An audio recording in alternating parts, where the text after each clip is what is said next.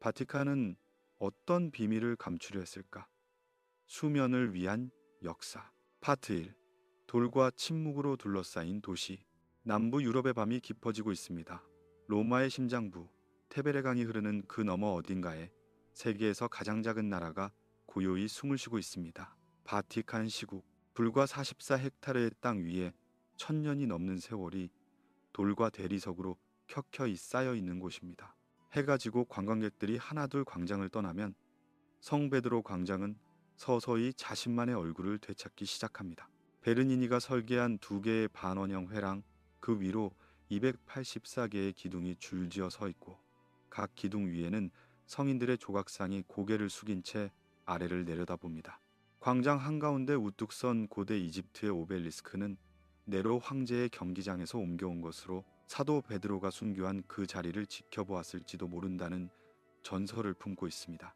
분수에서 흘러나오는 물소리가 광장의 침묵을 부드럽게 채웁니다. 두 개의 분수, 하나는 베르니니가, 또 하나는 마데르노가 만들었고 그 물줄기는 밤낮 없이 같은 리듬으로 떨어집니다.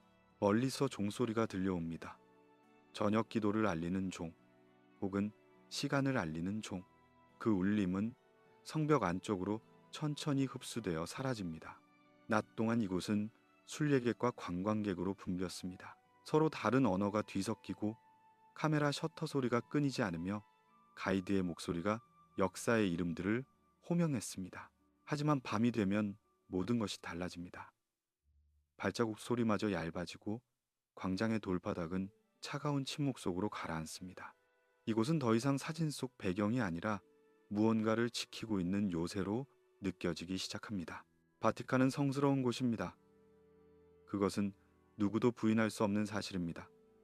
하지만 동시에 이곳은 세계에서 가장 조용한 금고 중 하나이기도 합니다. 신앙과 권력이 함께 쌓아 올린 기억의 요새.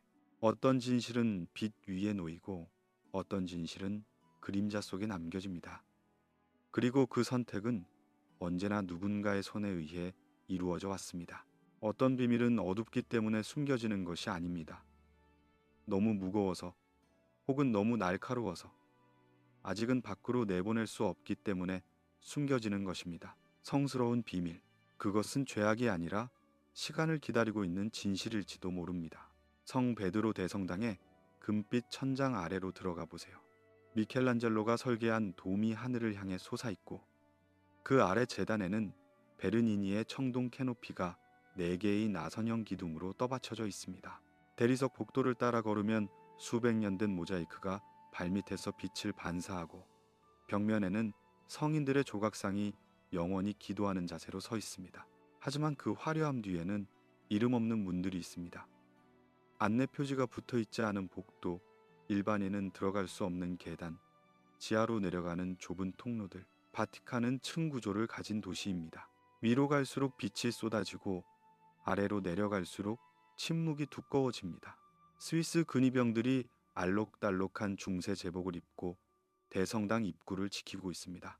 그들의 제복은 미켈란젤로가 디자인했다는 전설도 있지만 실제로는 19세기에 만들어진 것입니다. 하지만 그들이 지키는 것은 단순한 건물이 아닙니다.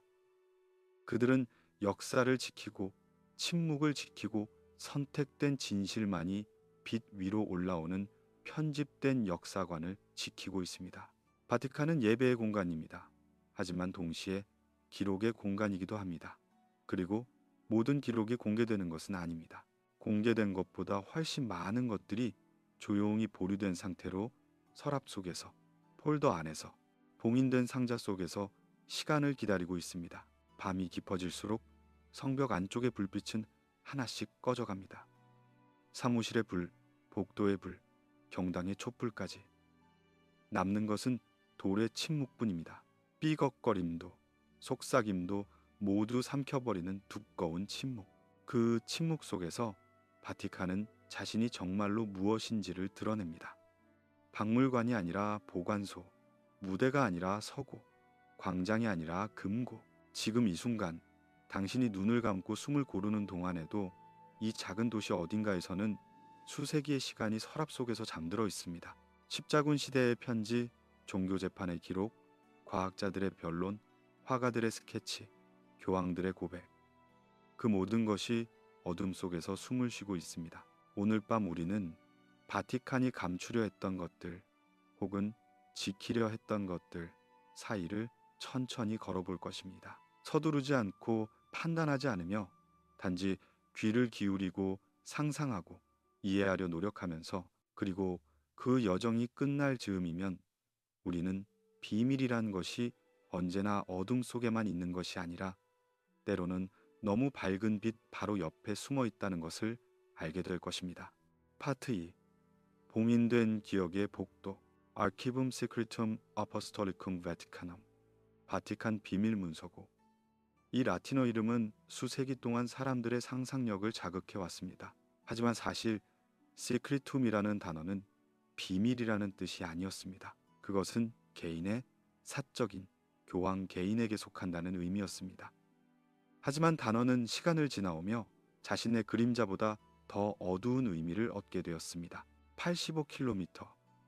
문서고의 서가를 모두 이으면 그만큼의 길이가 된다고 합니다. 수만 개의 폴더, 밀랍으로 봉인된 편지, 가죽끈으로 묶인 두꺼운 책, 시간의 무게로 누렇게 변한 양피지, 그것들이 끝없이 이어지는 긴 복도를 따라 줄지어 있습니다.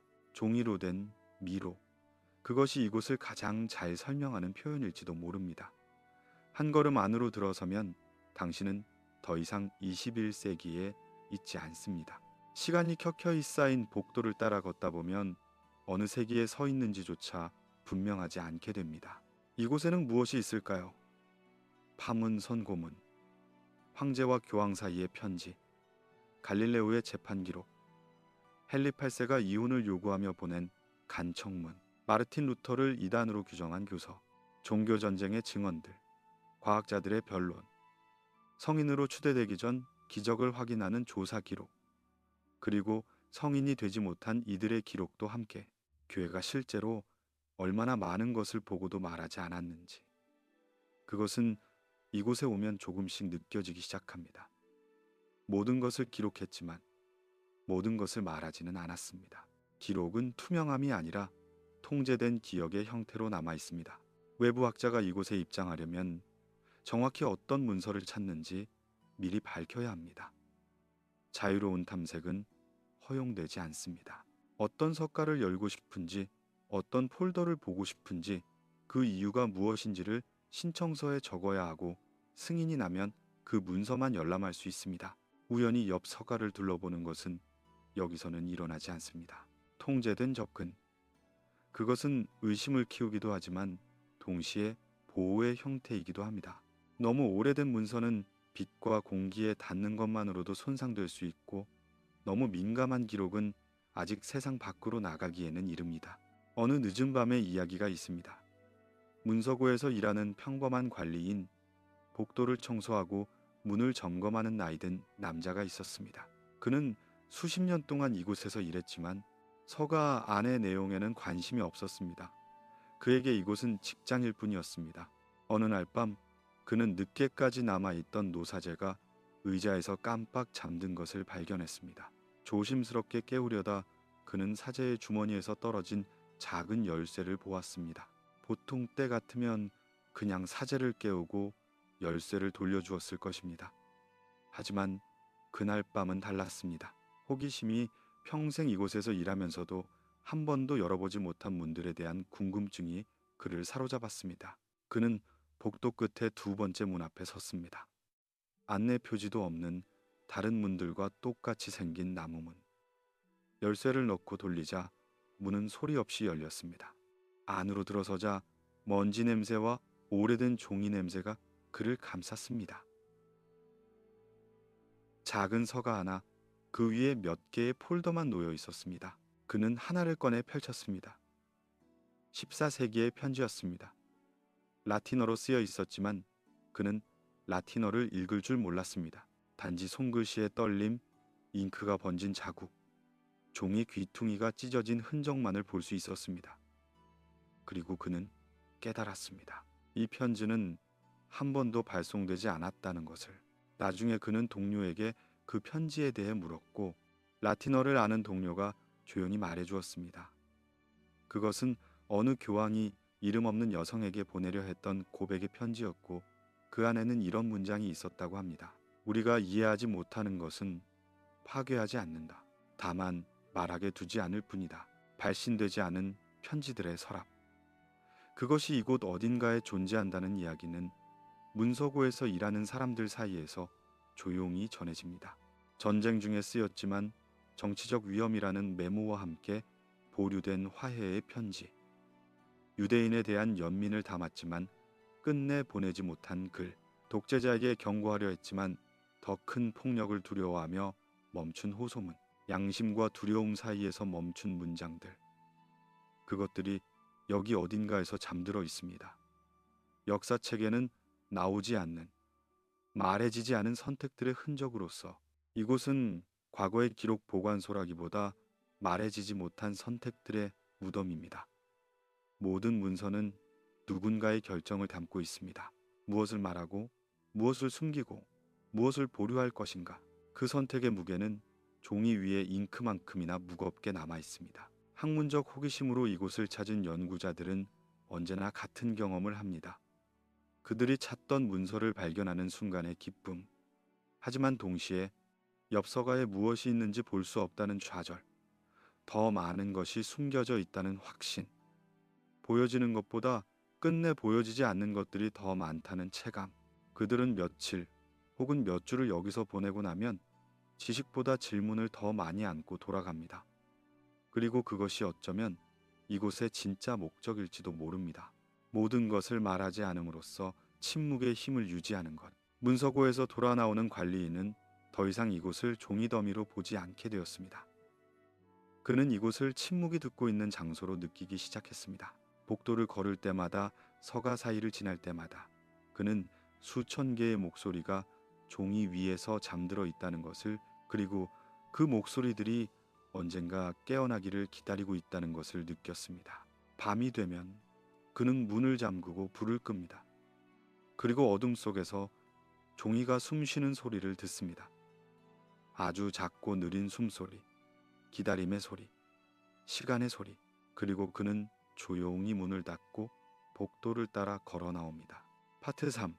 보여지지 않는 성화. 지도에도 잘 표시되지 않는 문 하나가 있습니다. 복도 모퉁이.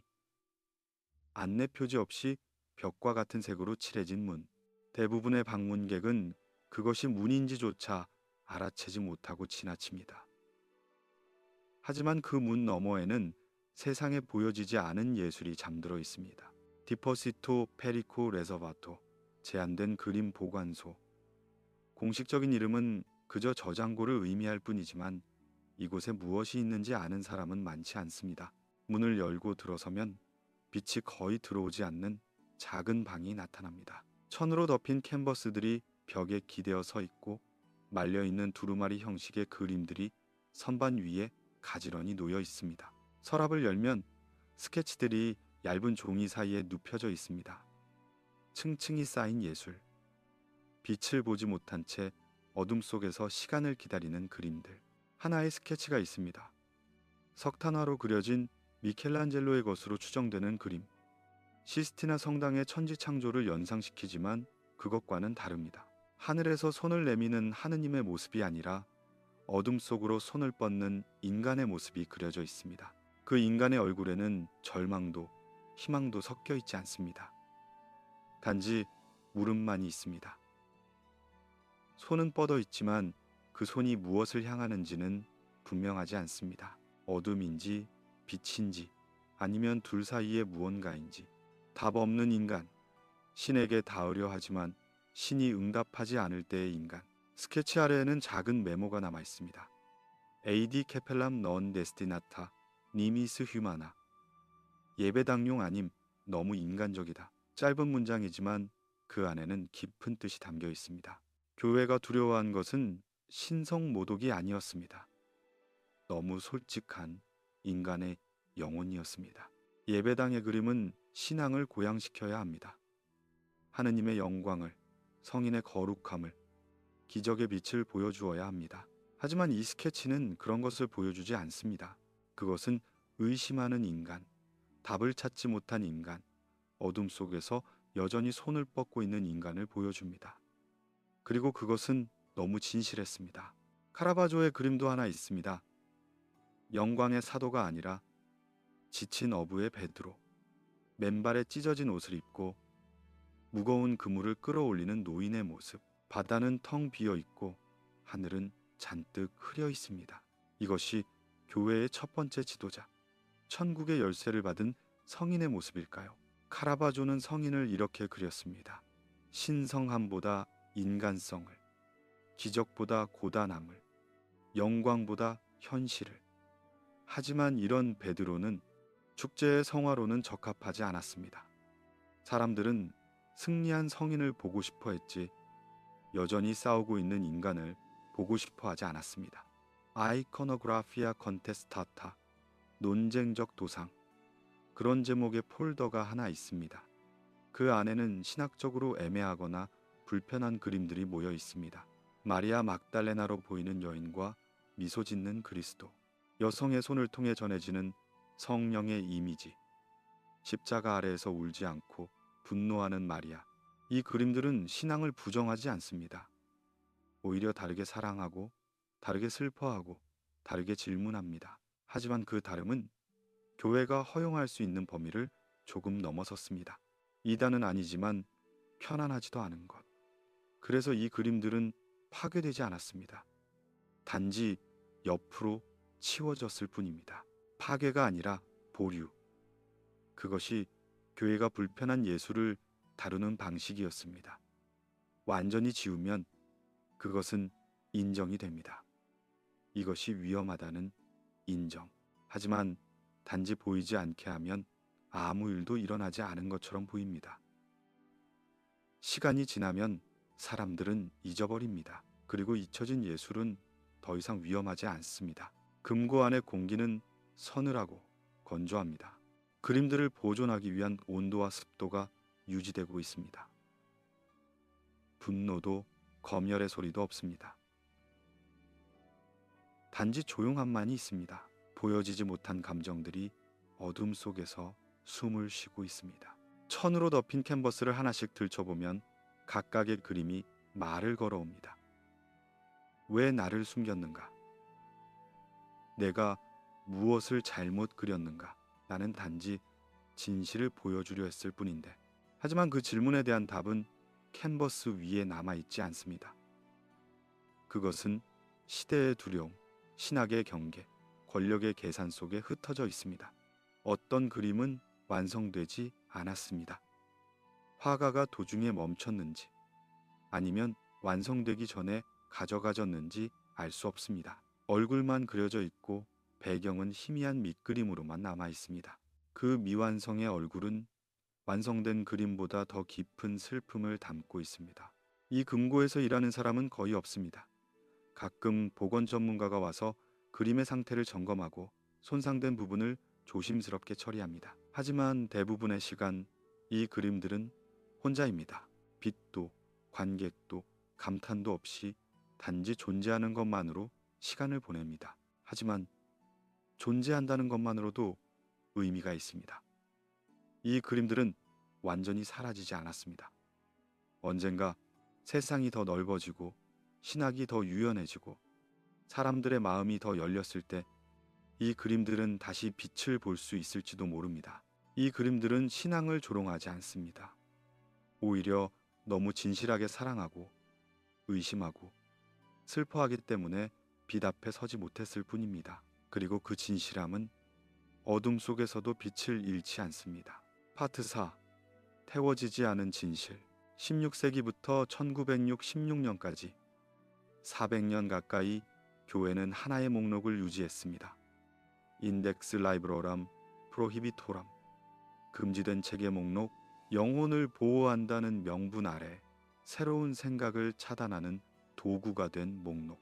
그 목록에는 수천 권의 책이 올라 있었습니다.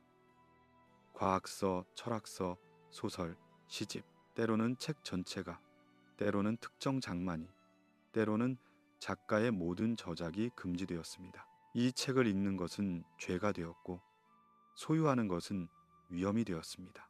갈릴레오 갈릴레이, 그의 이름은 과학과 신앙의 충돌을 상징합니다. 망원경을 통해 하늘을 관찰한 그는 지구가 우주의 중심이 아니라는 것을 확신하게 되었습니다. 코페르니쿠스가 제안했던 헬리오센트리즘, 태양이 중심이고 지구가 그 주위를 도는 우주. 하지만 그것은 성경과 충돌했습니다. 여호수아가 태양을 멈췄다는 이야기, 지구가 움직이지 않는다는 시편의 구절. 신학자들은 성경의 문자적 해석을 고수했고 갈릴레오의 주장은 이단으로 간주되었습니다. 1633년 70세의 갈릴레오는 로마의 종교재판소 앞에 섰습니다. 무릎을 꿇고 자신의 주장을 철회해야 했습니다. 그는 그렇게 했습니다. 지구는 움직이지 않는다고, 자신이 틀렸다고 말했습니다. 하지만 재판정을 나서며 그는 작게 중얼거렸다고 전해집니다. 그래도 지구는 돈다. 그의 책은 금서 목록에 올랐습니다. 수백 년 동안 그의 저작은 금지되었습니다. 하지만 그 책들은 완전히 사라지지 않았습니다. 바티칸의 서가 어딘가에 조용히 남아 있었습니다. 파괴되지 않고 보존되었습니다. 틀렸다고 판정받은 진실이 언젠가 다시 오름이 될 날을 기다리며, 그리고 그날은 왔습니다.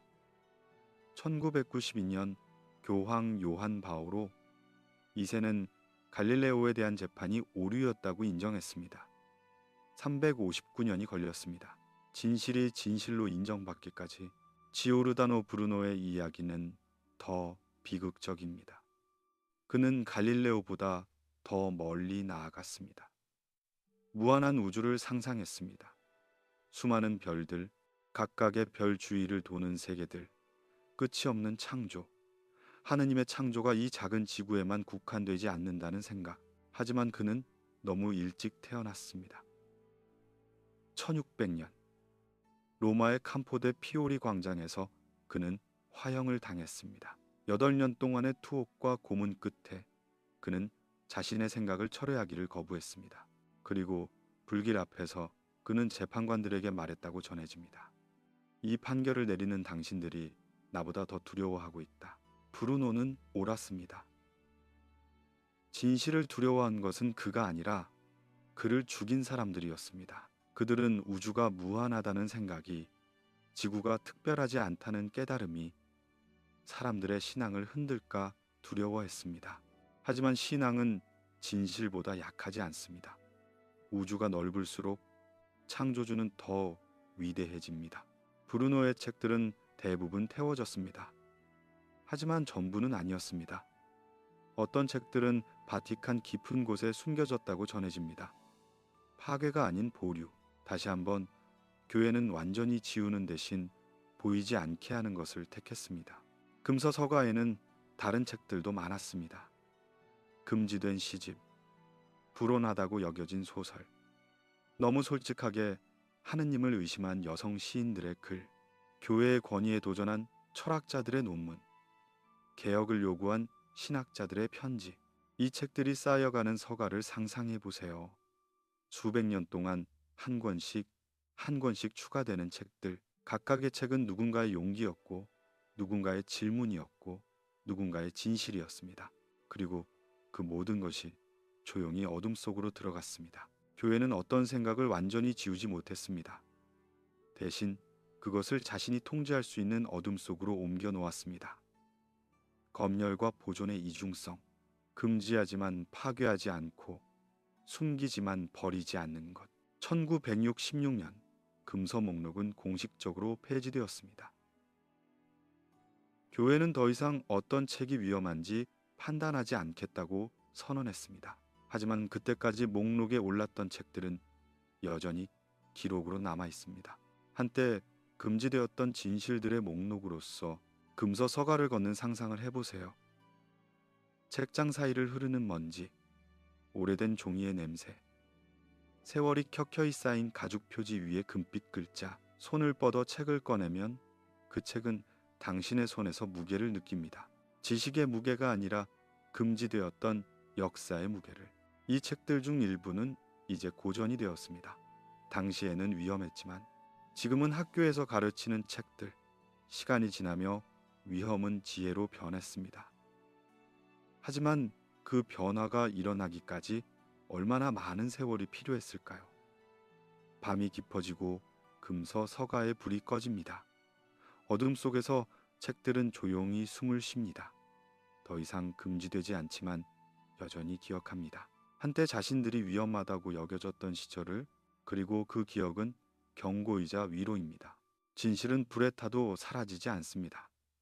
단지 조금 더 깊은 어둠으로 숨어들 뿐입니다. 그리고 언젠가 세상이 준비되었을 때 그 진실은 다시 빛 속으로 걸어 나옵니다. 파트 5. 뼈와 돌이 들려주는 이야기. 성 베드로 대성당의 화려한 제단 아래에는 또 하나의 도시가 숨어 있습니다. 바티칸 네크로폴리스, 죽은 자들의 도시. 지하 묘역. 대성당의 대리석 바닥 아래로 내려가는 좁은 계단이 있습니다. 한 걸음씩 내려갈수록 천장은 낮아지고 공기는 서늘해지며 소리는 가라앉습니다. 위의 화려함이 거짓말처럼 느껴지는 순간 당신은 고대의 세계에 도착합니다. 비아 콜넬리아. 로마 시대의 장례 도로. 2000년 전 이곳은 로마 시민들이 죽은 이들을 매장하던 곳이었습니다. 부유한 가문들은 작은 묘실을 세웠고 그 안에 가족의 유해를 안치했습니다. 벽에는 라틴어와 그리스어로 이름이 새겨져 있고 프레스코아로 죽은 이의 모습이 그려져 있습니다. 그리고 그 사이사이에 다른 상징들이 나타나기 시작합니다. 물고기, 비둘기, 그 양치기. 초기 기독교인들의 비밀스러운 표시들. 그들은 로마의 박해 속에서 공개적으로 신앙을 드러낼 수 없었기에 이런 상징들로 서로를 알아보았습니다. 이교도와 기독교인의 무덤이 나란히 있습니다. 주피터 신을 섬기던 가문의 묘실 옆에 그리스도를 믿던 가족의 묘실이 있습니다.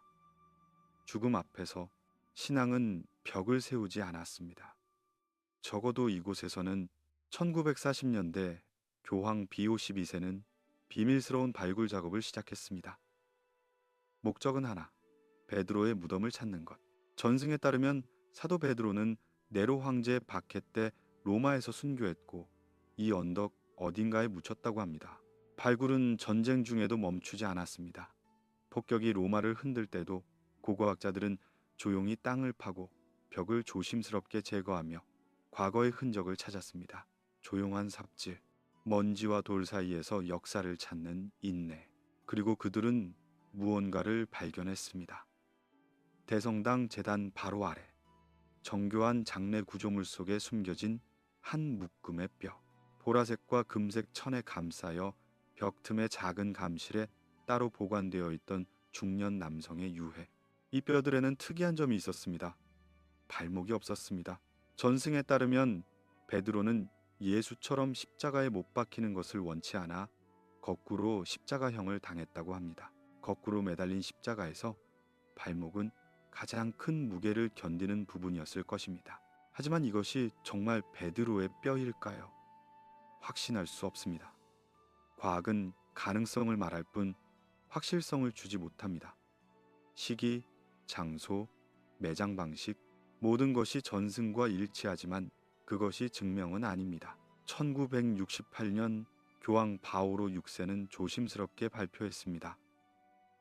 이 유해가 베드로의 것일 가능성이 있다고. 확신이 아니라 가능성. 신앙과 과학 사이의 긴장을 인정하는 표현.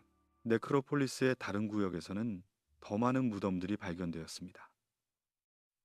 어떤 무덤에는 고대 로마 신들이 그려져 있었습니다. 디오니소스, 프로세르피나, 플루토, 죽음과 부활의 신들. 그리고 그 무덤이 베드로의 추정 묘지와 바로 이웃에 있었습니다. 초창기에는 죽음이 신앙을 나누지 않았습니다. 로마의 신을 믿던 사람과 그리스도를 믿던 사람이 같은 언덕에 나란히 묻혔습니다. 그들은 삶에서는 다른 신전에 갔지만 죽어서는 같은 땅으로 돌아왔습니다.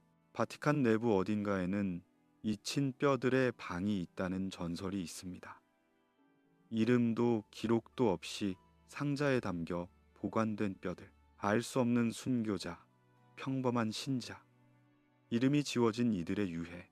그들은 성인으로 추대되지 못했고 화려한 성당에 안치되지도 못했습니다. 단지 상자 속에서 조용히 시간을 보냅니다. 하지만 그들도 한때는 누군가였습니다.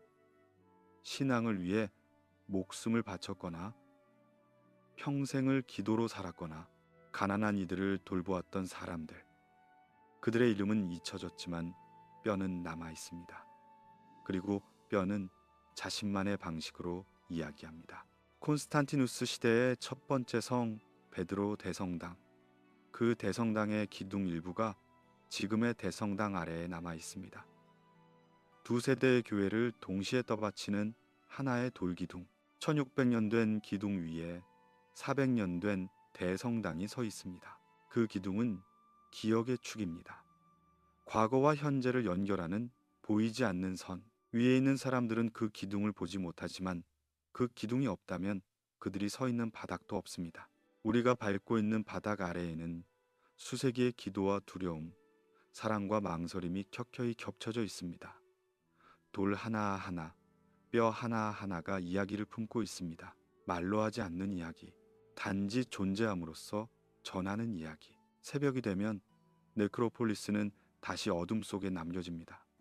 관광객 몇 명만이 하루에 한 번 가이드를 따라 조용히 내려갔다가 올라갑니다. 그들은 경외감을 느끼며 이곳이 얼마나 오래되었는지, 얼마나 깊은 역사가 묻혀 있는지 상상합니다. 하지만 대부분의 시간 이곳은 고요합니다. 죽은 자들의 고요함이 아니라 기다림의 고요함. 언젠가 모든 이야기가 밝혀지기를, 모든 이름이 기억되기를, 모든 뼈가 자신의 이야기를 할 수 있기를 기다리는 고요함. 그리고 위로 성 베드로 광장의 새벽이 밝아옵니다. 대리석이 아침빛을 받아 빛나고 순례객들이 하나둘 모여들기 시작합니다. 그들은 화려한 대성당을 올려다보며 감탄합니다. 하지만 그들의 발자국 하나하나는 사실은 오래된 무덤 위에 찍히는 것입니다. 파트 6. 권력과 침묵. 1939년 전쟁의 그림자가 유럽을 뒤덮던 해 2월 2일 새 교황이 선출되었습니다. 에우제니오 파첼리, 교황 비오 12세.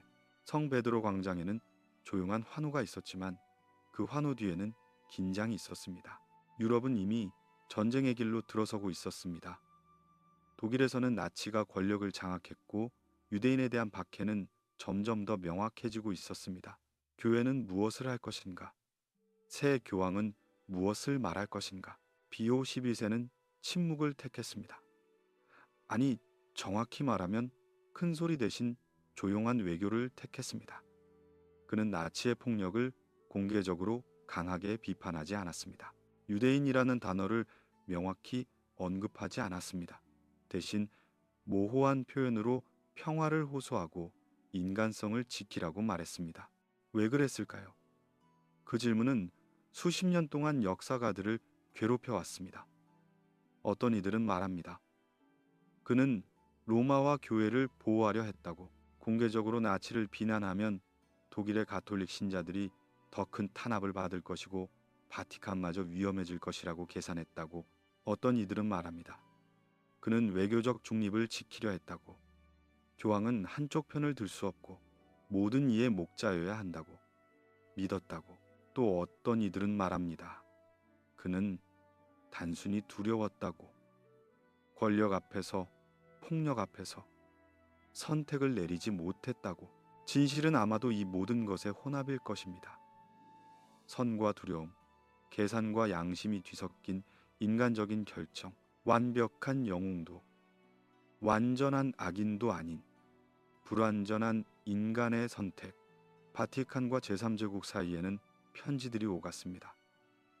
교황청의 문서고 어딘가에 그 편지들이 남아있을 것입니다. 항의의 편지, 하지만 모호한 표현으로 쓰인 편지, 특정 집단을 직접 언급하지 않는 완곡한 문장들.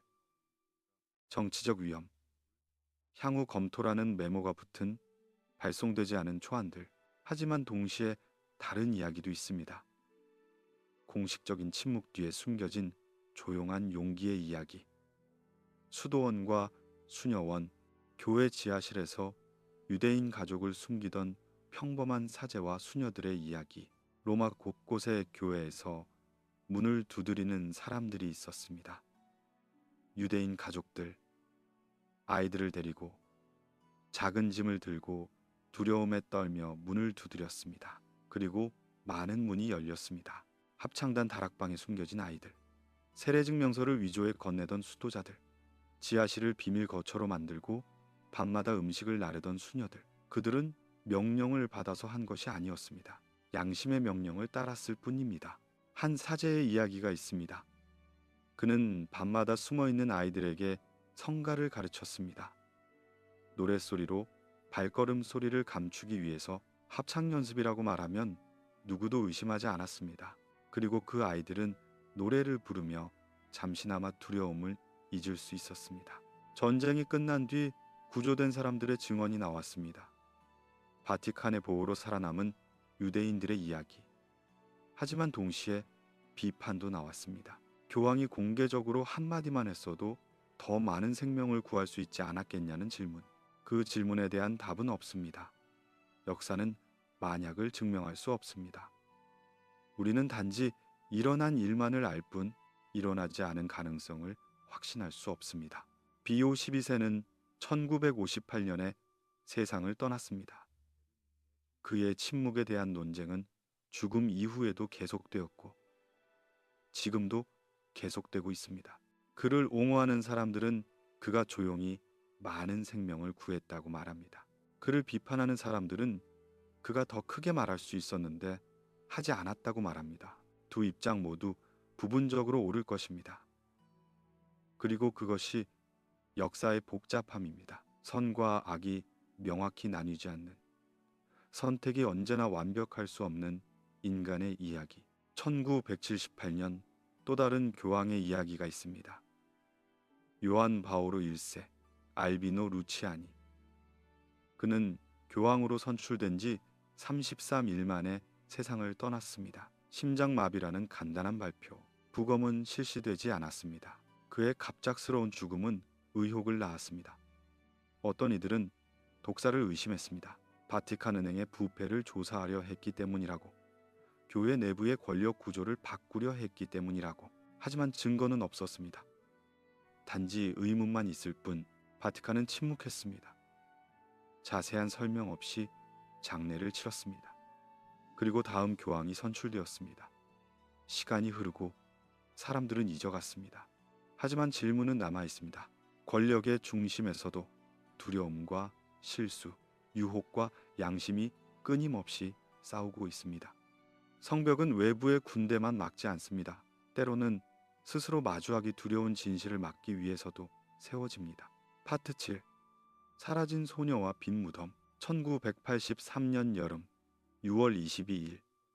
로마는 뜨거웠고 거리는 관광객들과 자동차 소음으로 가득했습니다. 그날 저녁 15살 소녀 하나가 평소처럼 플루트 수업을 마치고 집으로 돌아가던 길이었습니다. 바티칸 시민 에마누엘라 오를란디. 성 베드로 대성당 근처에서 자라난 아주 평범한 10대 소녀였습니다. 그녀는 음악을 좋아했고 친구들과 수다 떠는 걸 좋아했고 언젠가 무대에서 연주하는 꿈을 꾸던 아이였습니다. 그날도 마찬가지였습니다. 산타 아폴리나레 음악학교에서 플루트 수업을 듣고 수업이 끝난 뒤 잠시 친구와 이야기를 나누고 그 다음엔 집으로 향했어야 했습니다. 길은 익숙했습니다. 여러 번 오가던 거리, 가게 주인들도 얼굴을 기억하는 특별할 것 없는 로마의 골목. 하지만 그날 에마누엘라는 집에 도착하지 않았습니다. 전화기가 울리고 부재중 시간이 길어질수록 가족들의 가슴 속에는 묵직한 불안이 자라났습니다. 혹시 늦게까지 친구들과 있었던 건 아닐까? 어디서 버스를 잘못한 건 아닐까? 별별 생각이 다 들었지만 시간이 지나면서 그 생각들은 조용히 하나로 모였습니다. 무언가 잘못되었다. 실종 신고가 접수되었습니다.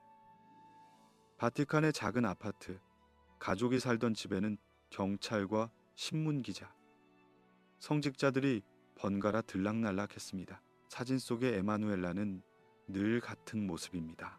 짧은 머리, 헤드밴드, 약간 어색한 10대의 미소. 사진은 시간이 지나도 늙지 않습니다.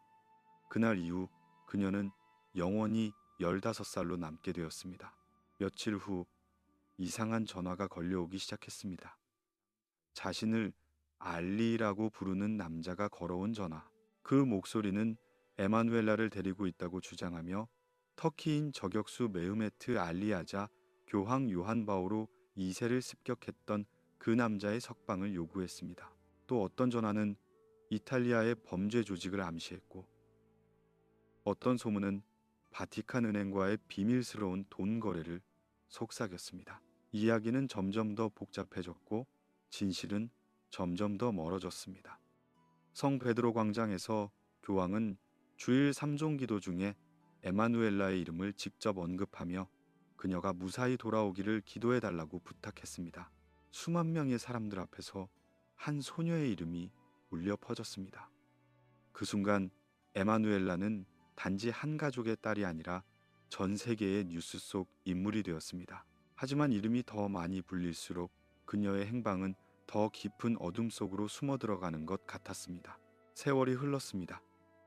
20년, 30년, 40회에 가까운 시간 동안 오를란디 가족은 답을 찾으려 애썼습니다. 아버지가 남긴 상자 속에는 수십 년치 신문 기사, 녹음된 전화 통화의 기록, 조사 보고서, 손으로 눌러 쓴 메모들이 켜켜이 쌓였습니다. 다른 사람들에겐 지난 뉴스가 되었지만 그들에게는 아직 끝나지 않은 하루였습니다. 그리고 어느 날 또 하나의 편지가 도착했습니다. 천사가 가리키는 곳을 보라. 짧고 수수께끼 같은 문장. 편지는 바티칸 시구간 테우토니코 공동묘지의 어느 무덤을 가리키고 있었습니다. 거기 날개를 펼친 천사 조각상이 서 있는 무덤 아래를 보라는 뜻처럼 보였습니다. 테우토니코 공동묘지는 성 베드로 대성당 옆 독일계 신자들이 묻히는 조용한 공간입니다. 낮에도 그늘이 많은 나무와 돌과 십자가가 뒤섞인 작은 정원 같은 묘지. 편지의 내용이 공개되자 바티칸은 마침내 무덤을 열기로 결정했습니다. 2019년 여름, 전문가들이 모여들었습니다. 대리석판이 조심스럽게 들어 올려지고 카메라와 조명 장비가 설치되었습니다. 가족들의 눈, 기자들의 눈, 전 세계의 눈이 그 좁은 구멍을 바라보고 있었습니다. 그리고 그곳에서 그들은 아무것도 발견하지 못했습니다. 무덤은 비어 있었습니다. 그 안에는 에마누엘라도, 원래 그곳에 묻혔어야 할 귀족 여성들의 유해도 없었습니다. 기록에 따르면 그 무덤에는 오스트리아 출신 공주들의 뼈가 있어야 했습니다. 하지만 돌을 들어 올린 자리에는 단지 공기와 먼지만이 있었습니다. 기대했던 진실 대신 더 깊은 질문만이 남았습니다. 빈 무덤. 누군가를 찾기 위해 무덤을 열었더니 오히려 그 무덤의 주인마저 사라져 있던 자리. 뭔가를 밝혀달라는 호소에 대한 대답이 새로운 침묵으로 돌아온 순간 사람들은 묻습니다. 무엇이 더 무거운가? 발견된 시신인가? 아니면 아무것도 없는 빈 공간인가? 에마누엘라의 이야기는 지금도 끝나지 않았습니다. 이탈리아 정부와 바티칸은 최근에서야 다시 공식적인 조사를 시작했고, 바티칸은 오랜 침묵 끝에 일부 문서를 열람하도록 허용하겠다고 약속했습니다. 하지만 그 문서들 안에 진짜 답이 있을지는 아무도 모릅니다. 밤이 깊어지면 로마의 골목에는 여전히 사람들의 발자국 소리가 남아 있습니다. 오래전 그날 플루트 케이스를 들고 걸어가던 한 소녀의 발소리도 어쩌면 여전히 그 어딘가에서 메아리 치고 있을지도 모릅니다. 우리는 그녀의 행방을 알지 못합니다. 하지만 우리는 한 도시와 한 나라, 그리고 한 작은 국가가 한 소녀에게 비치고 있다는 것만은 알고 있습니다. 이야기의 끝에서 우리는 답을 얻지 못합니다.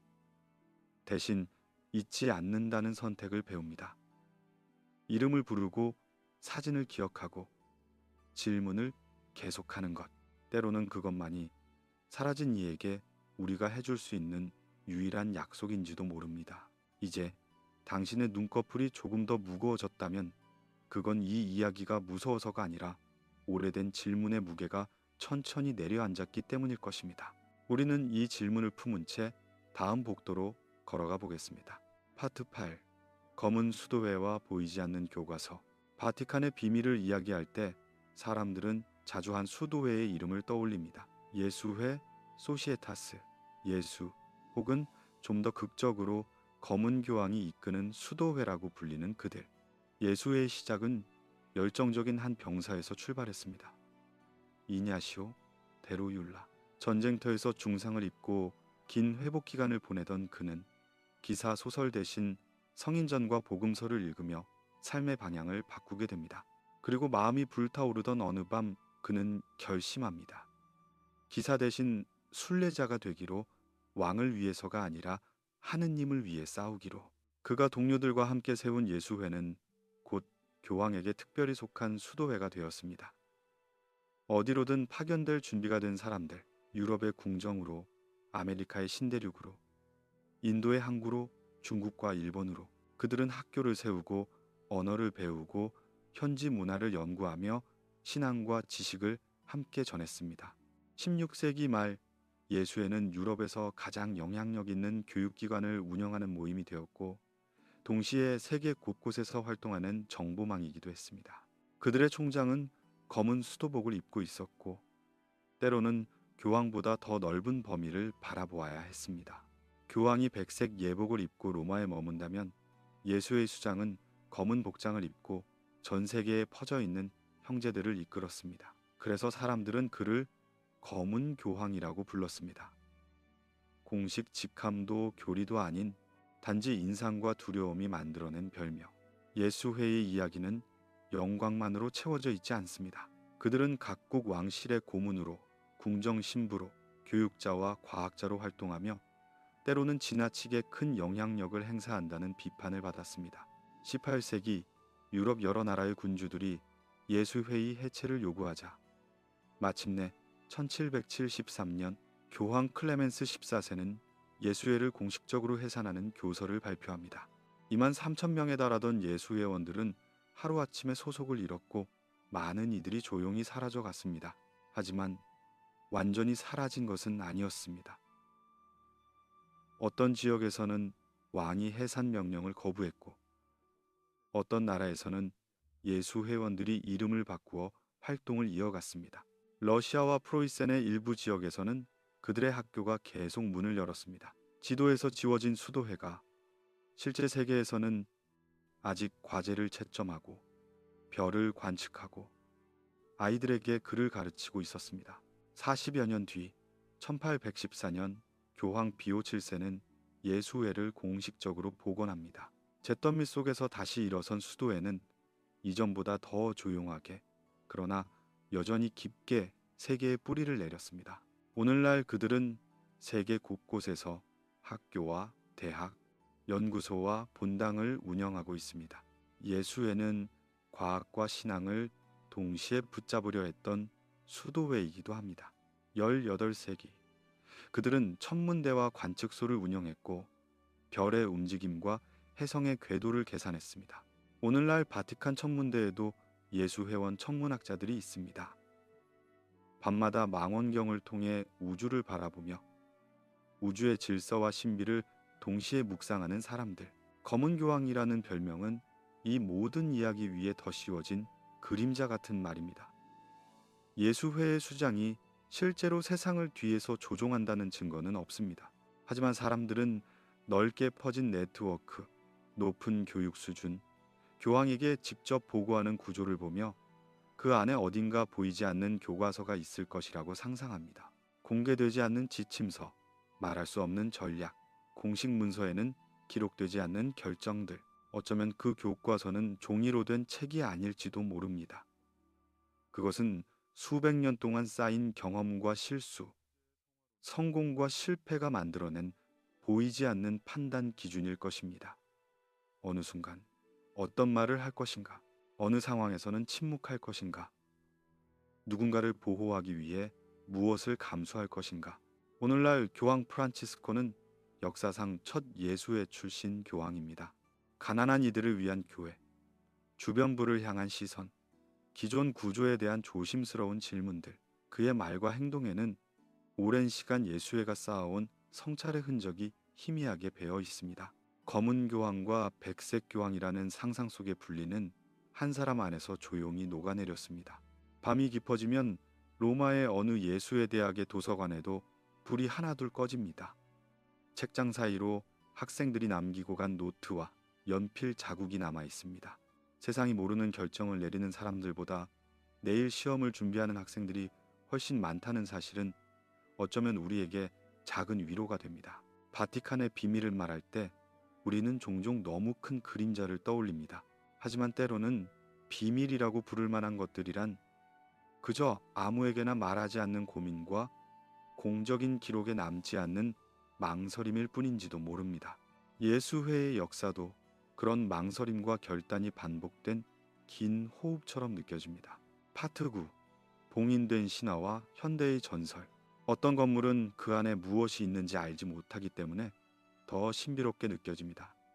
바티칸 비밀 문서고와 서고들, 제한된 접근이 가능한 작은 방들. 그곳에서 실제로 어떤 문서와 책이 오가는지를 아는 사람은 많지 않습니다. 그 빈틈을 사람들의 상상력이 채웁니다. 오래전부터 떠돌던 소문이 하나 있습니다. 지옥의 비밀을 담았다는 고대 마법서 그랑 그리마르의 원본이 바티칸 어딘가에 봉인되어 있다는 이야기. 누군가는 그것을 가장 위험한 책이라고 부릅니다. 악마를 부르는 주문, 인간이 감당할 수 없는 힘에 관한 기록. 하지만 이 이야기에 대한 확실한 증거는 없습니다. 책이 실제로 존재하는지조차 학자들 사이에서도 의견이 갈립니다. 어떤 이들은 중세 후기에 만들어진 상업용 위조라고 말하고, 어떤 이들은 여러 문헌이 뒤섞인 합성물이라고 말합니다. 바티칸은 이 문제에 대해 거의 입을 열지 않습니다. 그 책이 있는지 없는지조차 공식적으로는 말하지 않습니다. 그래서 사람들은 더 확신하게 됩니다. 역시 어딘가에 숨겨져 있는 거야. 침묵은 때로 부정보다 더 강한 긍정처럼 들리기도 합니다. 오늘날에는 더 현대적인 전설들도 생겼습니다. 외계 생명체에 관한 문서, 추락한 비행 물체에 대한 보고서, 정부와 교회가 공유하는 비밀 협약. 어떤 전직 정보 관계자는 이탈리아 파시스트 시대에 추락한 정체불명의 비행 물체에 대해 교황청이 정보를 알고 있었고 나중에는 미국과 정보를 공유했다고 주장하기도 했습니다. 하지만 이런 주장들 역시 입증되지 않은 이야기로 남아 있습니다. 공문서로 확인된 것도 아니고 광범위한 학술 연구로 뒷받침되는 것도 아닙니다.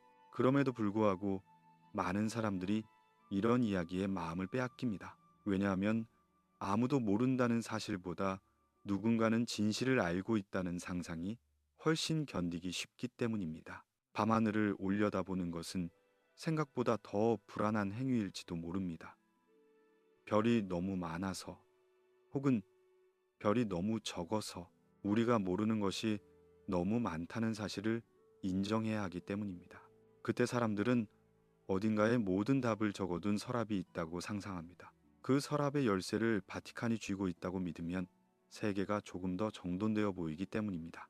그러나 실제 바티칸 천문대의 밤을 떠올려 봅니다. 산 위의 작은 돔 안에서 예수회원 천문학자들이 망원경을 조정하고 허공에 보이지 않는 선을 그리며 별빛의 스펙트럼을 분석합니다. 그들이 찾는 것은 외계인의 서명이라기보다 별의 화학 성분, 별 탄생의 과정, 우주의 구조에 대한 이해입니다. 그들은 비밀을 숨기기 위해서가 아니라 모르는 것을 조금이라도 줄이기 위해 밤을 쓰고 있습니다. 비밀과 전설의 차이는 아마도 증거의 유무가 아니라 태도에 있을지도 모릅니다. 비밀은 언젠가 밝힐 수 있다고 믿고 지키는 것이라면 전설은 사실 여부와 상관없이 사람들의 마음속에 머무는 이야기입니다. 바티칸을 둘러싼 수많은 전설들은 결국 우리가 알 수 없음과 어떻게 함께 살아갈 것인가에 대한 집단적인 상상력의 결과인지도 모릅니다. 바티칸 서고 어딘가에는 분명히 우리가 아직 읽어보지 못한 문서들이 존재할 것입니다. 하지만 동시에 우리가 상상 속에서 만들어낸 책들, 존재하지 않는 서랍들도 있습니다. 어느 쪽이 더 강한 영향을 미칠까요? 실제 문서일까요? 아니면 상상의 빈 서랍일까요? 침대에 누워 이 이야기를 듣고 있는 당신에게 이 질문은 아마 천천히 흩어지는 안개처럼 느껴질 것입니다. 우리는 끝까지 답을 내리지 않습니다. 대신 한 가지를 제안합니다. 모른다는 것을 두려워하기보다 모른다는 사실 자체를 하나의 조용한 공간으로 받아들이는 것. 그 공간 안에서 질문은 잠시 쉬어갈 수 있습니다. 파트 10. 눈물의 방, 그리고 남겨진 질문들. 시스티나 성당의 천장에는 미켈란젤로의 그림이 펼쳐져 있습니다. 창세기의 장면들, 인간의 창조와 타락, 예언자들과 시빌라들의 얼굴, 콘클라베 교황 선출 회의가 열릴 때 추기경들은 이 천장 아래에서 투표를 하고 기도하고 기다립니다. 하지만 새로운 교황이 선출되는 순간 사람들의 시선은 성당의 천장에서 광장으로 옮겨갑니다. 굴뚝에서 나오는 흰 연기, 울려 퍼지는 종소리, 바티칸 궁의 발코니로 향하는 수많은 카메라. 그 사이 눈에 잘 띄지 않는 작은 방 하나가 있습니다. 사라 델라 크라임, 눈물의 방이라 불리는 공간. 새 교황이 처음으로 혼자 서게 되는 아주 작은 방입니다. 새로운 교황은 그 방에서 백색 예복을 입습니다. 수십 년 동안 평범한 사제, 수도자 혹은 주교로 살았던 사람이 그곳에서 갑자기 교황이라는 이름을 입습니다. 거울 앞에서 옷깃을 여미고 손을 들어보며 제단 위가 아니라 사람들 앞에 서야 하는 순간을 준비합니다. 어떤 교황은 그 방에서 울었다고 전해집니다. 무게를 느껴서, 두려워서, 혹은 자신이 이제 더 이상 자신만의 삶을 살 수 없다는 것을 깨달아서. 그 눈물의 방은 거대한 바티칸 구조 속에서 거의 장식처럼 보이는 작은 공간이지만 사실은 이 도시의 본질을 가장 잘 보여주는 장소인지도 모릅니다. 성벽과 돔, 서고와 금고, 비밀문서고와 제공실. 그 모든 구조의 중심에는 결국 한 사람의 양심과 두려움, 결단과 망설임이 있습니다. 우리가 지금까지 함께 걸어온 복도를 떠올려 봅니다. 발신되지 않은 편지들이 잠들어 있던 문서고의 서가, 빛을 보지 못한 성화가 겹겹이 쌓인 금고, 책장 사이에서 숨을 쉬던 한때는 금지되었던 책들, 이름이 지워진 순교자와 평범한 신자들의 뼈가 누워있던 지하묘역, 사라진 소녀의 흔적을 찾기 위해 열었다가 오히려 빈 공간만을 발견했던 무덤, 그리고 존재하는지조차 확실치 않은 봉인된 신화와 전설들. 이 모든 것은 어쩌면 하나의 질문으로 모아질 수 있습니다. 무엇을 기억하고 무엇을 잊을 것인가? 바티칸은 기억을 관리하는 도시입니다. 신앙의 기억, 죄의 기억, 용서의 기억, 실수의 기억. 어떤 것은 성화가 되어 벽에 걸리고, 어떤 것은 문서로 남아 서랍 속에 눕고, 어떤 것은 이름이 지워진 채 뼈로만 존재합니다. 그리고 어떤 것은 끝내 기록되지도 못한 채 누군가의 마음속에서만 사라져갑니다. 우리는 종종 바티칸의 비밀을 우리와는 상관없는 먼 이야기처럼 바라봅니다. 하지만 조금만 시선을 바꾸면 이 이야기는 우리 자신의 삶과 닮아 있습니다. 우리에게도 말하지 않고 간직한 문장이 있고, 아무에게도 보여주지 않은 그림이 있고, 불태우지 못한 책이 있고, 이름 없이 떠나보낸 사람들의 기억이 있습니다. 어쩌면 바티칸의 진짜 비밀은 특별한 문서나 금고가 아니라 이러한 사실을 우리 대신 짊어지고 있다는 것일지도 모릅니다. 인간이라는 존재가 얼마나 복잡한지, 믿음과 두려움, 사랑과 권력이 얼마나 얽혀 있는지를 드러내는 하나의 거울로 존재한다는 것. 이제 우리 여행의 마지막에 도착했습니다. 성 베드로 광장은 다시 새벽빛을 맞이하고 도시의 종소리가 멀리서 울립니다. 문서고의 불은 꺼지고 금고의 문은 닫히고 네크로폴리스는 다시 어둠 속으로 가라앉습니다. 눈물의 방 역시 다음 누군가가 올 때까지 잠시 비워집니다. 당신은 침대 위에 누워 천천히 숨을 고르고 있습니다. 오늘 밤 우리가 함께 걸었던 길은 아무 비밀도 완전히 풀어주지 않았습니다. 대신 비밀과 함께 조용히 살아가는 법을 조금 가르쳐 주었을지도 모릅니다. 알 수 없는 것들을 괴물처럼 두려워하기보다 아직 말해지지 않은 문장들, 아직 열리지 않은 서랍들, 아직 밝혀지지 않은 이야기들을 그저 시간을 기다리는 진실로 받아들이는 법. 이제 눈을 감고 천천히 숨을 내쉽니다. 바티칸의 높은 돔과 깊은 지하, 두꺼운 돌벽과 얇은 종이 위에 쌓인 세월이 아주 먼 파도처럼 멀어져 갑니다. 당신 곁에 남는 것은 한 가지 조용한 깨달음입니다. 세상 어딘가에는 아직 말해지지 않은 진실들이 잠들어 있고 당신 안에도 아직 스스로도 다 알지 못한 이야기들이 숨쉬고 있다는 것. 그 사실을 안 채로 우리는 오늘 밤 이 이야기를 여기서 마칩니다. 이제 편안하게 잠들어도 괜찮습니다. 파트 11. 잠긴 정원, 열린 하늘. 바티칸을 떠올릴 때 대부분의 사람들은 성 베드로 광장의 돌바닥과 거대한 돔, 끝없이 줄지어 선 기둥들을 떠올립니다. 하지만 성벽 안쪽에는 지도에도 자세히 그려지지 않는 또 하나의 세계가 숨어 있습니다. 바티칸 정원. 이 정원은 수세기 동안 교황들의 뒷마당이자 피난처였습니다. 회의와 문서, 서명과 결정들이 오가는 방을 떠나 잠시 사람의 눈에서 벗어날 수 있는 곳. 높은 나무들, 작게 흐르는 분수, 미로처럼 얽힌 산책로와 작은 성모상들.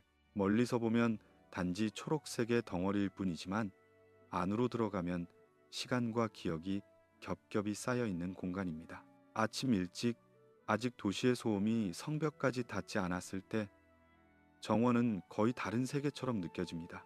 이슬을 머금은 잔디, 나무잎 사이로 떨어지는 첫 햇빛, 어젯밤에 내렸던 비의 흔적이 남아있는 흙냄새, 개종과 정치, 재판과 논쟁, 온갖 역사적 사건을 지나온 이 도시가 잠시 아주 단순한 리듬으로 돌아가는 시간입니다. 숨 쉬고 물 마시고 햇빛 받는 것만이 중요한 시간. 정원 한쪽에는 오래된 소나무들이 줄지어 서 있습니다. 그 가지 사이로 바람이 스며들면 낮게 울리는 듯한 소리가 납니다. 마치 멀리서 들려오는 바닷소리처럼, 혹은 오래전 행렬의 발자국 소리가 나무에 스며 남아있는 것처럼 수도자들은 가끔 이 길을 걸으며 묵죽 기도를 바칩니다. 나무와 나무 사이를 지날 때마다 한 알 또 한 알. 이곳에서 일하는 정원사들은 거의 눈에 띄지 않습니다. 그들은 형광조끼 대신 소박한 작업복을 입고 작은 손수레를 끌고 다니며 나무를 다듬습니다. 꽃을 심고 잡초를 뽑고 오래된 분수의 물줄기를 조정합니다. 이름 없는 손들이 세계에서 가장 유명한 작은 나라의 풍경을 만들어가는 셈입니다. 한 정원사는 자신이 평생 가꾼 나무들의 나이를 세는 버릇이 있었습니다. 그는 친구의 이름 대신 나무의 이름을 더 잘 기억했습니다. 저 소나무는 내가 여기 오기 전부터 있었고, 저 올리브 나무는 내가 첫 월급을 받던 해에 심었지. 그의 말투 속에는 나무들이 사람보다 더 오래, 더 조용히 이곳을 지켜보고 있다는 확신이 담겨 있었습니다. 교황들도 이 정원을 걸었습니다. 어떤 교황은 혼자 산책하는 것을 좋아했고, 어떤 교황은 가까운 보좌관 한두 명과 함께 조용히 걷는 것을 좋아했습니다. 큰 결정을 내리기 전날, 혹은 무거운 소식을 들은 오후에 그들은 종종 이곳으로 내려와 돌길을 따라 걸었습니다. 나무와 나무 사이를 지나며 문서와 숫자, 이름과 날짜들을 잠시 내려놓았습니다. 어떤 기록에는 한 교황이 이 정원에서 별을 바라보았다는 짧은 메모가 남아 있습니다. 그는 어린 시절 산골 마을에서 밤하늘을 올려보던 기억을 떠올렸다고 합니다. 도시의 불빛이 거의 없는 곳에서 무수한 별들이 쏟아지던 밤, 그 기억이 이 작은 정원에서 다시 살아났습니다. 성벽 너머에는 로마의 불빛이 번지고 있지만 정원 깊숙한 곳에서는 아직도 약간의 어둠이 남아있어 별빛이 그 위를 조용히 스쳐 지나갑니다. 정원의 한쪽에는 작은 동굴 모양의 인공 동굴과 마리아상이 있습니다. 물이 흐르고 촛불 몇 개가 희미하게 타고 있는 장소. 누군가는 거기서 오래 머물며 기도하고, 누군가는 그냥 걸음을 멈추고 숨을 고르기도 합니다. 어쩌면 바티칸 전체에서도 이곳이 가장 조용한 장소일지 모릅니다. 정원 어딘가에는 이제는 아무도 읽지 않는 비문이 새겨진 작은 기념비들도 서 있습니다. 한때 중요한 사건이었지만 세월이 지나며 잊힌 순간들을 기념하는 돌들. 누구를 위한 기념인지 무엇을 기리는지 알지 못해도 그 돌은 계속 그 자리에 서 있습니다. 기억과 망각의 경계에서 조용히 버티는 작은 표지석들. 당신이 지금 잠들기 직전의 마음으로 이 정원을 함께 걷는다고 상상해 봅니다. 발밑에 자갈이 아주 약하게 바스락거리고 나뭇잎이 서로 스치는 소리가 어렴풋이 들립니다. 멀리서 종소리가 작은 파도처럼 울렸다가 사라집니다. 당신은 그저 걷기만 하면 됩니다. 무언가를 알아야 할 필요도 결론을 내릴 필요도 없습니다. 정원은 당신에게 답을 주지 않습니다. 대신 질문들을 잠시 내려놓을 수 있는 자리를 내어줍니다. 높은 성벽이 정원을 둘러싸고 있지만 그 성벽 위로는 여전히 하늘이 열려 있습니다. 햇빛이 나무 사이로 내려오고 새들이 성벽을 가볍게 넘어다니고 구름이 아무것도 모르는 얼굴로 둥둥 떠갑니다. 닫힌 공간 안에 열린 하늘. 그것은 어쩌면 비밀과 진실의 관계를 닮아 있습니다. 아주 닫힌 이야기들, 말해지지 않은 진실들, 봉인된 서류들, 그 모든 것들 위로 그래도 시간은 흘러가고 계절은 바뀝니다. 꽃은 피었다가 지고 잎은 돋았다가 떨어집니다. 우리가 아무리 단단한 벽을 쌓아도 하늘은 그 위를 조용히 흐르고 있습니다. 정원을 한 바퀴 다 돌고 나면 당신도 조금은 가벼워진 마음으로 숨을 내쉴 수 있을 것입니다. 모든 비밀을 알고 싶다는 갈증이 아니라 모르는 채로 살아갈 수 있는 용기를 조금 더 얻게 될지도 모릅니다. 바티칸 정원은 그런 용기를 아주 조용히 가르쳐주는 장소입니다. 당신이 눈을 감은 채 이 길을 걸어가고 있다고 상상해 보세요. 나무 그늘 아래를 지날 때마다 이걱모 이걱모 몸의 긴장이 한 겹씩 풀어져 나갑니다. 마지막 코너를 돌고 다시 성베드로돔의 꼭대기를 올려다보는 순간 당신은 알게 됩니다. 이 거대한 돔도 결국 하나의 돌과 하나의 벽돌, 하나의 사람과 하나의 선택이 쌓여 만들어진 것이라는 것을, 그리고 그 깨달음은 당신 자신의 삶에도 조용히 스며듭니다. 파트 12. 당신의 작은 비밀과 이 도시의 큰 침묵. 우리가 지금까지 이야기해온 바티칸의 비밀들은 대부분 거대한 이야기들입니다. 교황과 왕, 전쟁과 재판, 순교와 침묵, 사라진 소녀와 빈 무덤, 봉인된 책과 논쟁적 성화, 전설과 오해들. 하지만 잠들기 직전의 이 마지막 시간에는 조금 더 가까운 이야기를 해보고 싶습니다. 당신 자신의 비밀에 대한 이야기. 바티칸의 서가에는 수많은 발신되지 않은 편지들이 잠들어 있다고 상상해 보았습니다. 쓰였지만 보내지지 않은 문장들. 우리는 모두 그런 편지를 마음속에 한두 장쯤은 가지고 있습니다. 누군가에게 하고 싶었지만 끝내 하지 못한 말들. 용서를 구하고 싶었지만 타이밍을 놓친 사과. 고맙다고 말했어야 하는데 떠올리기만 하다 지나간 마음. 바티칸의 문서고가 그런 편지들을 종이로 보관한다면 우리의 내면은 그런 편지들을 감정으로 보관합니다. 떠올릴 때마다 약간 가슴이 저릿해지는 기억. 잠들기 전 아무 생각 없이 누워있다가 불쑥 떠오르는 얼굴. 그때 왜 그랬을까 하고 혼자 중얼거리게 되는 순간들. 어쩌면 우리가 바티칸의 비밀에 끌리는 이유 중 하나는 이 도시가 우리 대신 그 모든 말해지지 않은 것들을 짊어지고 있는 것처럼 느껴지기 때문일지도 모릅니다. 우리가 말하지 못한 것들, 아직 용기를 내지 못한 질문들, 끝내 인정하지 못한 실수들이 저 두꺼운 돌벽 안에 함께 보관되어 있는 것처럼. 하지만 조금 다른 시선으로 보면 바티칸의 침묵은 우리에게 이렇게 속삭이는 것 같기도 합니다. 완벽하게 정리된 이야기만이 기록되는 것은 아니다. 말하지 못한 문장들도 존재했다는 것만으로 의미가 있다. 역사책에는 멋지게 정리된 결말과 명확한 평가가 담기지만 그 뒤에는 언제나 망설임과 후회, 실패와 다시 일어섬의 과정이 있습니다. 바티칸의 비밀은 그 과정의 흔적입니다. 우리는 결과만을 보고 판단하고 싶어 하지만 이 작은 도시는 때때로 결과보다도 그 과정이 얼마나 복잡하고 인간적인가를 보여줍니다. 당신의 삶에도 아직 끝나지 않은 과정들이 있습니다.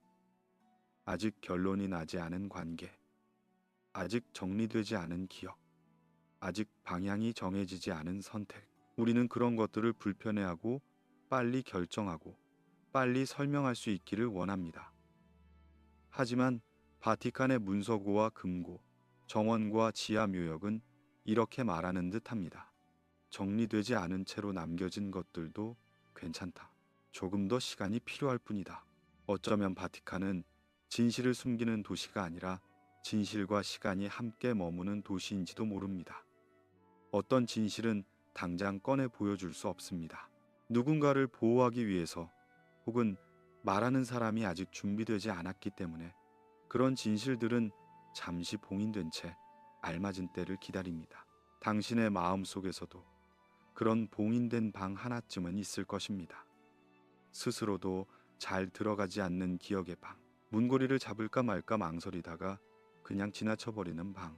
우리는 종종 그 방이 너무 무섭거나 너무 아플 것이라고 생각하지만 어쩌면 그 안에는 단지 아직 완전히 이해되지 않은 나 자신이 있을 뿐일지도 모릅니다.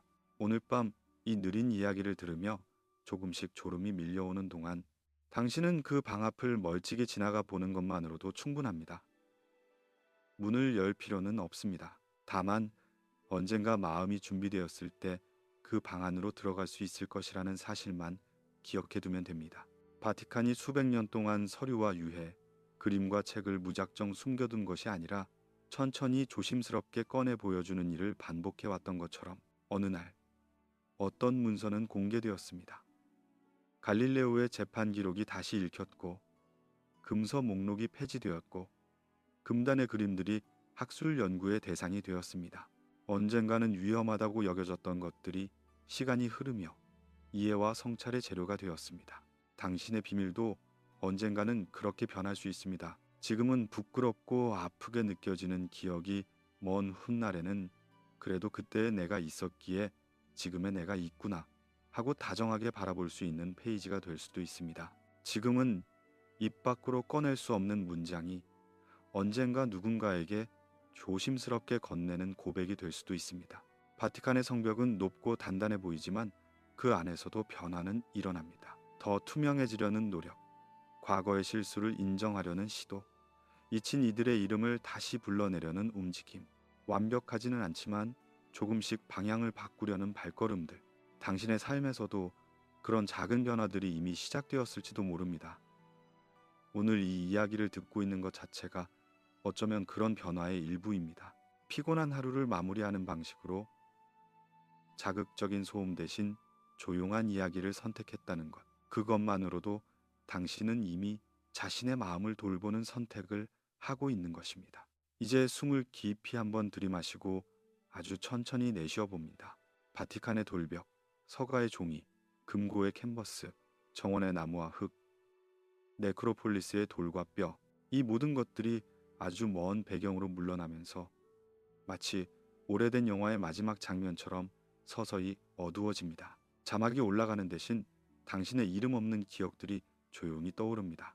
그리고 그 기억들 위로 하나의 문장이 아주 천천히 내려앉습니다. 모든 비밀이 오늘 밤 풀릴 필요는 없다. 당신은 그 문장을 가슴 한가운데에 놓아둡니다. 그리고 마음속에서 아직 수많은 서랍이 열리지 않은 채 남아있어도 괜찮다는 것을, 모든 문을 당장 열지 않아도 된다는 것을 천천히 받아들이기 시작합니다. 눈꺼풀이 무겁게 내려오고 호흡이 길어지고 생각의 속도가 느려집니다. 바티칸의 높은 돔은 이제 어두운 실루엣만 남고 성 베드로 광장의 돌바닥은 안개처럼 희미해집니다. 종소리는 마지막 잔향만 남기고 멀어지고 정원의 나무들은 검은 그림자처럼 서로 기대어 서 있습니다. 그 사이 아주 작은 공간 하나가 생깁니다. 그 공간은 아무것도 요구하지 않습니다. 알아야 할 것도 해결해야 할 것도 증명해야 할 것도 없습니다. 그곳은 당신이 잠시 머무르며 쉴 수 있는 자리입니다. 마치 바티칸의 비밀들이 수백 년 동안 서랍 속에서 조용히 시간을 버텨왔듯이 당신의 마음도 오늘 밤만큼은 아무것도 증명하지 않고 그저 존재하는 것만으로 충분합니다. 이제 당신의 몸은 침대의 온기에 완전히 맡겨져 있습니다. 생각은 멀어지고 단어들은 희미해지며 문장들은 끝까지 이어지지 않아도 괜찮습니다. 여기까지 함께 걸어온 모든 길을 이제 천천히 놓아줍니다. 바티칸의 비밀도 당신의 비밀도 오늘 밤만큼은 모두 조용히 잠들어도 좋습니다. 당신은 숨을 한 번 더 깊게 내쉬고 아주 부드러운 어둠 속으로 천천히 가라앉습니다. 파트 13. 연기와 이름이 오르는 방. 바티칸의 밤이 가장 조용해지는 순간 중 하나는 세상 누구도 그 안을 들여다볼 수 없을 때입니다. 그 중에서도 특히 시스티나 경당에서 교황을 선출하는 콘클라베가 열리는 날들. 성벽 바깥의 사람들은 광장을 올려다보며 굴뚝만 바라봅니다. 검은 연기일지 하얀 연기일지. 하지만 성벽 안쪽에서는 아주 다른 종류의 침묵이 흐르고 있습니다. 시스티나 경당은 낮에 보면 거의 숨이 막힐 만큼 화려합니다. 미켈란젤로의 천장화, 최후의 심판, 가득한 색과 인물들. 하지만 콘클라베가 열릴 때 이 화려한 방은 갑자기 하나의 방이 아니라 하나의 마음처럼 느껴집니다. 외부와 철저히 차단된 작은 우주. 안에 들어간 이들은 무언가를 숨기러 들어온 것이 아니라 오히려 무언가를 결정하러 들어갑니다. 그 결정의 과정이 철저히 비밀이라는 것뿐. 카드를 꺼내는 손, 이름을 적는 펜, 끝, 종이를 반으로 접는 작은 소리. 그것은 거대한 정치나 음모의 소리라기보다 오히려 교실에서 시험지를 모으는 소리와 비슷합니다. 각자의 자리에서 조용히 이름을 쓰고 그 이름을 접어 하나의 그릇에 모으는 행위. 그 이름에는 너무 많은 것이 걸려 있습니다. 세계 곳곳의 교회, 신자들의 시선, 정치와 경제, 미래의 방향. 하지만 동시에 그 이름을 적는 순간은 아주 개인적인 순간이기도 합니다. 나는 누구를 믿을 것인가? 누가 이 무게를 감당할 수 있을까? 결국 한 사람의 손이 쓰는 것은 종이 위에 적힌 세 글자 혹은 네 글자뿐입니다. 투표가 끝나면 종이들은 한데 모여 셉니다. 숫자가 맞는지 확인하고 다시 한번 읽어 내려갑니다. 읽히는 것은 이름이지만 그 이름 뒤에는 수십 년의 삶과 눈물, 실패와 회개, 성공과 실수가 함께 따라옵니다. 한 사람의 이름을 읽는다는 것은 그 사람의 역사를 아주 짧게 불러보는 일과도 같습니다. 그리고 결국 선택되지 않은 이름들도 함께 불에 들어갑니다. 검은 연기가 피어오르는 순간 그 이름들은 모두 잠시 사라집니다. 누가 얼마나 근접했는지, 몇 표를 얻었는지, 어떤 논쟁이 있었는지 그 안에서 오간 감정들은 밖으로 나오지 않습니다. 밖에서는 그저 아직 아니다 라는 신호만 봅니다. 흰 연기가 올라오는 순간 광장은 환호로 가득 차지만 그 흰 연기가 나오기 직전의 방 안은 아마 더 깊은 침묵으로 채워져 있을 것입니다. 이제 한 사람이 앞으로 나와 자신이 더 이상 한 명이 아니라는 사실을 받아들여야 하는 순간 그에게도 이 자리를 피하고 싶었던 날들이 있었을 것입니다.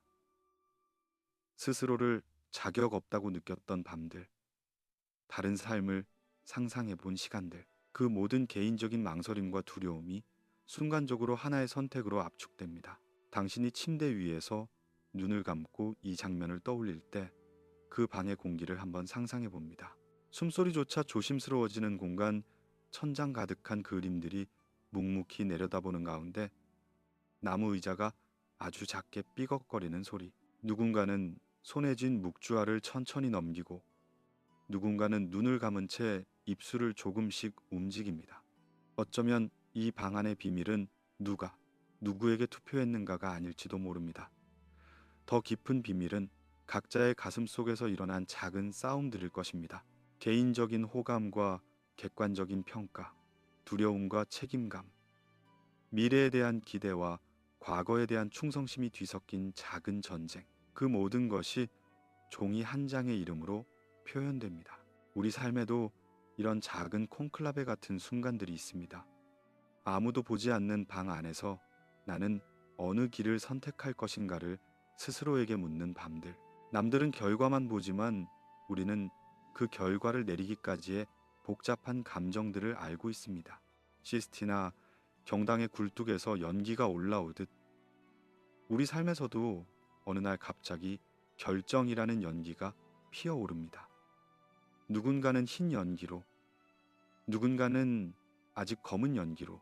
하지만 그 모든 과정은 결국 우리만이 알고 있는 조용한 방 안에서 이루어집니다. 지금 이 순간 당신이 잠들기 직전 느끼는 작은 망설임들, 내일의 선택에 대한 불안들, 과거의 결정에 대한 후회들, 그 모든 것도 언젠가 시간이 지나면 하나의 연기가 되어 멀리 떠나갈 것입니다. 그때까지는 그저 조용히 숨을 고르고 마음의 방 안에 앉아 있어도 괜찮습니다. 파트 14. 이름 없는 손들의 연대기. 우리가 바티칸을 떠올릴 때 보통은 교황과 추기경, 유명한 화가와 성인들의 이름을 먼저 생각합니다. 하지만 이 작은 나라가 수세기 동안 돌아갈 수 있었던 것은 이름이 거의 기록되지 않는 수많은 사람들의 손 덕분이었습니다. 아주 이른 새벽, 대성당의 불이 켜지기 전에 누군가는 이미 돌바닥을 닦고 있습니다. 전날 수천 명의 발자국이 찍힌 바닥을 물로 적시고 빗자루와 천으로 쓸고 닦으며 하루를 다시 처음처럼 만들어주는 손. 사람들이 그 위를 걸을 때 누구도 그 손을 떠올리지 않습니다. 하지만 그 손이 없다면 우리가 감탄하는 장엄함은 훨씬 더 쉽게 흐트러졌을 것입니다. 재단보를 다리는 수녀가 있습니다. 누구도 이름을 기억하지 않는 옷과 천을 다루는 전문가. 그녀는 작은 얼룩 하나도 그냥 지나치지 않습니다. 촛농이 떨어진 자리, 오래된 실밥이 삐져나온 가장자리, 색이 바랜 부분. 그녀의 손은 교황이 미사 때 입는 제의와 신부들이 두르는 스톨, 제단 위의 흰 천을 하나씩 살피며 보이지 않는 곳에서 역사의 사진 배경을 준비합니다. 문서고의 서류를 하나씩 정리하는 사서도 있습니다. 그의 이름은 사료의 각주에 남지 않습니다. 하지만 그의 손이 잘못 정리하면 후대의 학자들은 한 문서를 찾기 위해 몇 배의 시간을 써야 합니다. 그는 자신의 일이 위대하다고 생각하지 않습니다. 그저 서류를 제자리에 두는 일을 매일 반복할 뿐입니다. 하지만 그 반복 속에서 기억의 질서는 유지됩니다. 식당에서는 주방장이 누구인지조차 잘 알려지지 않은 채 밥이 차려집니다. 교육을 받은 신학생들, 회의에 참석하는 주교들, 문서를 검토해온 사제들, 하루 종일 관람객을 안내하던 직원들, 그들의 하루는 결국 한 끼의 식사로 다시 묶입니다. 따뜻한 수프 한 그릇, 겸손한 빵 한 덩이, 간단한 파스타 한 접시. 그 음식을 만든 사람들의 얼굴은 기록에 남지 않지만 그 음식을 먹고 다시 일터로 돌아가는 사람들은 기록에 남습니다.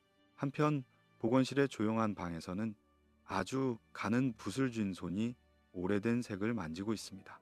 수백 년 된 그림의 균열 하나, 벗겨진 금박 한 조각을 다시 살리기 위해 보건관은 몇 시간씩 같은 자리를 바라봅니다. 관람객들은 박물관에서 화려한 그림을 보고 지나가지만 그 그림이 여전히 그 색을 유지하는 것은 이름 없는 보건가들의 눈과 손 덕분입니다. 이름을 묻지 않는 직업들, 박수갈채를 받지 못하는 자리들. 그렇지만 바티칸의 비밀은 이런 사람들의 하루 속에도 숨어 있습니다. 그들의 작은 습관, 잠깐의 한숨, 짧은 기도, 누군가를 위해 조용히 남겨두는 빵 조각 하나. 당신의 삶도 이와 비슷합니다. 사람들은 당신의 결과를 볼지 몰라도 당신이 그 결과를 만들기 위해 반복해온 작은 행동들을 모두 알지는 못합니다. 누군가를 위해 매일 차려진 밥상, 말없이 처리해주는 서류, 밤늦게까지 마감하는 과제, 이름 없는 파일 정리, 티나지 않는 청소, 바티칸의 큰 역사를 떠받치는 수많은 작은 손들처럼 당신 역시 누군가의 하루를 떠받치고 있을지도 모릅니다. 그 사실을 누가 크게 칭찬해주지 않아도 당신의 반복되는 손길은 분명히 실제의 세계를 조금씩 다르게 만들고 있습니다. 밤이 깊어지고 바티칸의 건물 하나하나에 불이 꺼질 때 가장 마지막까지 남아있는 것은 종종 이런 이름 없는 손들입니다.